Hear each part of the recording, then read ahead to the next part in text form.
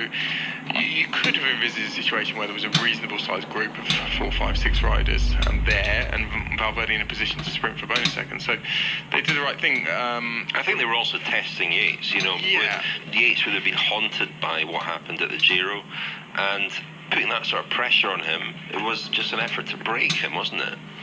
Yes, but they also tried to launch Quintana down the road at the bottom of the climb. He flew out of the peloton like a deflated, punctured football, didn't he? He sort of soared and travelled about 10 yards and then just stopped dead.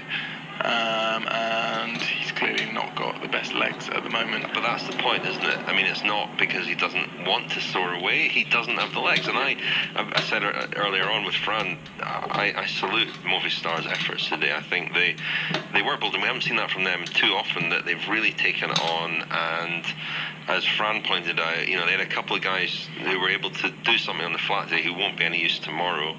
They were brave, they were courageous, they took the race to Simon Yates, they wanted to test him, and it might have worked, didn't, but we should not.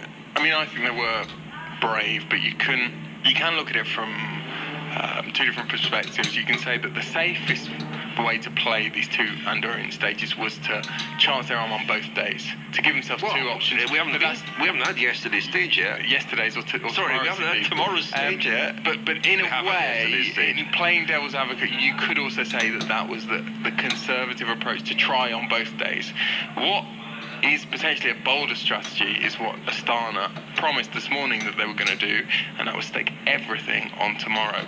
So all of their, I spoke to a couple of their domestics today, and they said, no, we're not really doing anything today. We're all in tomorrow. Now, Daniel, what about Thibaut Pinot, the other man of the day? Another great stage win for Pinot. Will he be? He will be happy with his. He was thrilled. He says that he's had a dream Vuelta, which in itself is maybe slightly frustrating to some of his admirers, because on a day like today, he looks like a rider who has all of the attributes a rider would need to win a major tour, and yet because of various fragilities, he said, I spoke to him at the finish today, and he said that mentally he didn't go into this Vuelta ready to fight for GC, and which kind of leaves you scratching your head thinking, well, what was the issue? He hadn't raced the Tour de France. He'd had plenty of time to collect his thoughts after his problems at the Giro.